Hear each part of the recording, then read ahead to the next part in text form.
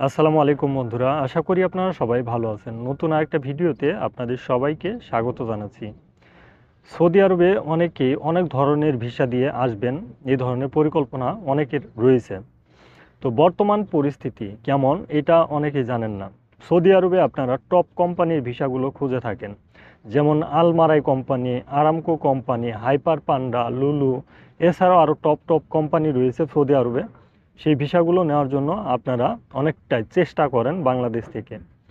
অনেকে আবার ইন্টারভিউ দেন।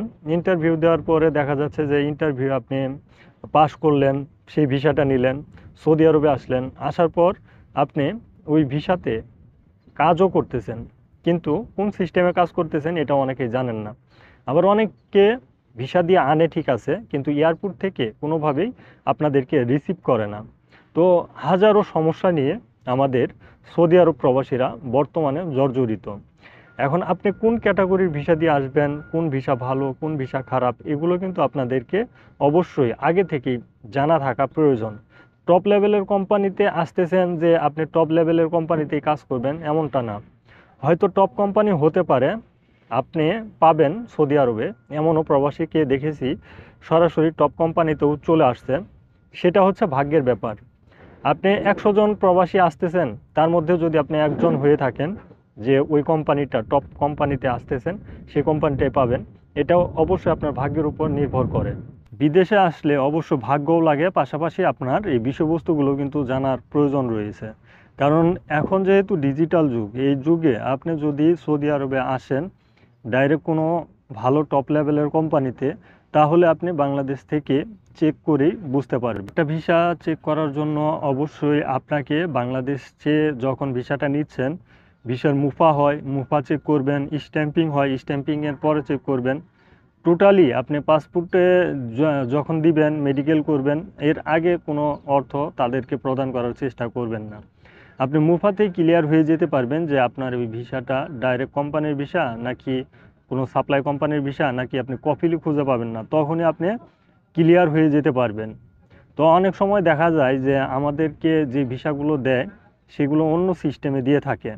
এটা দেখার সিস্টেমটা কি, আপনি যখন একটা ভিসা পাচ্ছেন, ওই ভিসাতে যদি ডাইরেক্ট কোনো কোম্পানির ভিসা হয়, যেমন আলমারাই কোম্পানিতে আপনি আসতেছেন, আলমারাই কোম্পানির ভিসায় যদি অ্যাকচুয়াল হয়ে থাকে, তাহলে আপনি ওইখানে কিন্তু আপনার মুফাতে আপনি চেক করে দেখতে পারবেন যে এটা কি কোম্পানির ভিসা।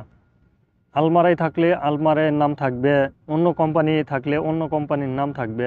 তো এইগুলো আপনি বাংলাদেশে থাকা অবস্থায় ভালোভাবে যাচাই বাছাই করে দেখে নেওয়ার চেষ্টা করবেন। আপনি কিন্তু 3-4 লাখ টাকা, 5 লাখ টাকা কিংবা এর চাইতে বেশি টাকা খরচ করে সৌদি আরবে আসতেছেন, এই বিষয়গুলো দেখা অত্যন্ত গুরুত্বপূর্ণ। আর যদি কোনোভাবেই আপনি সাপ্লাই কোনো কোম্পানিতে পড়ে যান, বর্তমানে সাপ্লাই কোম্পানির অনেক সময় কাজ নেই। আবার যাদের কাজ রয়েছে দেখা যাচ্ছে যে 3-4 মাস কাজ করায় নিচ্ছে, কিন্তু ঠিকঠাক স্যালারি দিচ্ছে না। এই সমস্যাটা কিন্তু আগের থেকেই। আর বর্তমানে এই সমস্যাটা আরও অনেকটাই বৃদ্ধি পেয়েছে, কারণ প্রত্যেকটা জায়গাতেই বাটপার সিটার বেড়ে গেছে। সৌদি আরবেও কিন্তু এখন বাটপার সিটার অনেকটাই বেড়ে গেছে।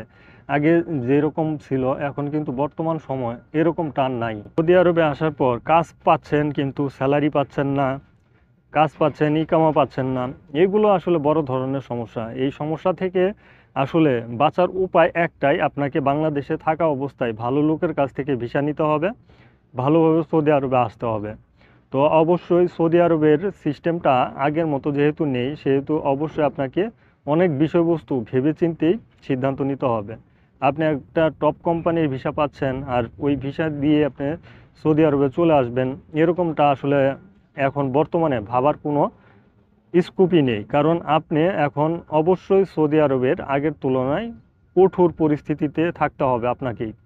আপনি সাপ্লাই একটা কোম্পানিতে পড়ে গেলে তখন যদি আপনি চিন্তা করেন যে আমি এই কোম্পানি থেকে কিভাবে বের হব, বের হতে পারবো কি না। অনেকেই কিন্তু সৌদি আরবে আসে অনেক ভুলভাল তথ্য নিয়ে আসে, আসার পর দেখা যাচ্ছে যে কোম্পানিটা ভালো না হয়ে যাওয়ার কারণে সে কিন্তু সুসাইডের পথেও চলে যায়, অথবা টেনশনে সে স্টক করে ফেলে। এরকম ঘটনা কিন্তু প্রতিনিয়ত সৌদি আরবে ঘটতেছে। তো অবশ্যই যেহেতু আমরা মধ্যবিত্ত ফ্যামিলির সবাই প্রবাসী, তো অবশ্যই মধ্যবিত্ত ফ্যামিলির লোকজন যেহেতু বিদেশ বেশি আসেন, তো এখন কিন্তু নেতাকর্মীরাও বেশি আসতেছেন। আওয়ামী লীগের যে নেতাকর্মীরা রয়েছে তারাও কিন্তু বিদেশে বেশি আসতেছে। তাদের হিসাব আর আমাদের হিসাব অনেকটাই ডিফারেন্স, কারণ তারা অনেকটাই টাকা পয়সা নিয়ে সৌদি আরবে আসতেছে কিংবা অন্যান্য দেশে যাচ্ছে। আমরা যারা প্রবাসী অ্যাকচুয়াল মধ্যবিত্ত ফ্যামিলির লোক, তারা কিন্তু ধারে কিস্তিতে বিভিন্ন মাধ্যম থেকে চড়া সুদে আমরা বিদেশে আসতেছি। সেজন্য আমাদের হিসাব কিতাবটা একটু বেশি করতে হবে। হয়তো কোনো দালাল কিংবা এজেন্সির কাছ থেকে ভিসা নিলে আপনি ভালোভাবে কথাও বলতে পারবেন না। সে খালি মানে আপনার কাজ করবে, অন্য কাজ করবে, এই ধরনের মানে পায়তারা করার চেষ্টা করবে। আপনি যেহেতু টাকা পয়সা খরচ করে সৌদি আরবে আসতেছেন, অবশ্যই আপনার বিষয়টা আপনি ভেবেচিন্তে আসার চেষ্টা করবেন। একটা কথা সবসময় মনে রাখবেন, সৌদি আরবে যেহেতু আপনি আসতেছেন, সৌদি আরবে সমস্যায় পড়লে আপনার সমস্যা আপনাকে ফেস করতে হবে।